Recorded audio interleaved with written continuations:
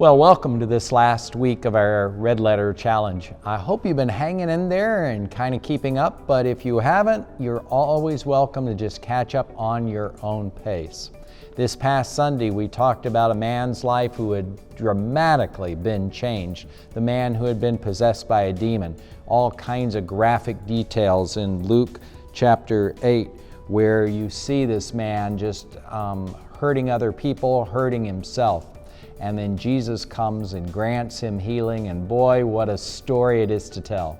Like you and me, he wanted to follow Jesus. In fact, he wanted to get in the boat with Jesus and go follow him as one of his disciples. But it's interesting what Jesus told the man. He said, return home and tell how much God has done for you.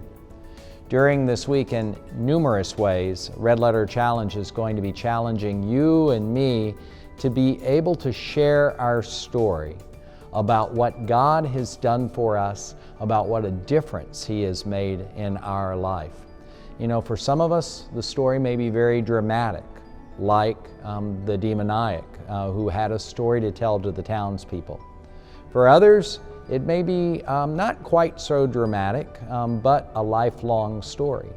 I know for myself why God has been so important to me is over the years, He has really truly been my father. That's a very important aspect of God for me. My dad wasn't there most of the time for me. And to have God as my father watching over me, absolutely critical in my life. And then the church has provided that family for me. As an only child, and now both my parents passed away. For a while, the church literally was the only closest family I had beside cousins who were scattered around.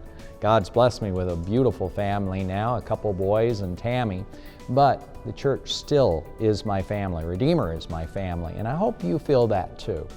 That's one of the things that God has done for me, and it's such a blessing to know that I have this forever family, not just with relatives, but also part of God's family.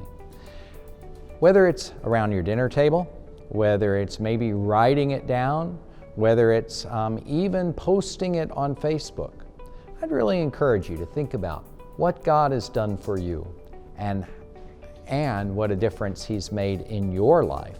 And then share it with somebody.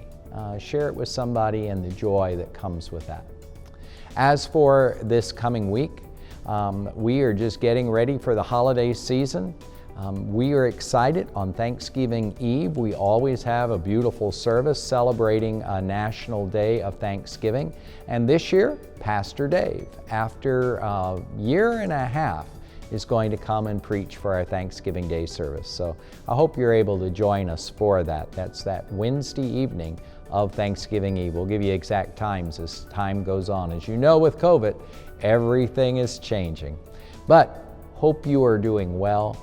God's blessings to you during this week, and you are in my prayers.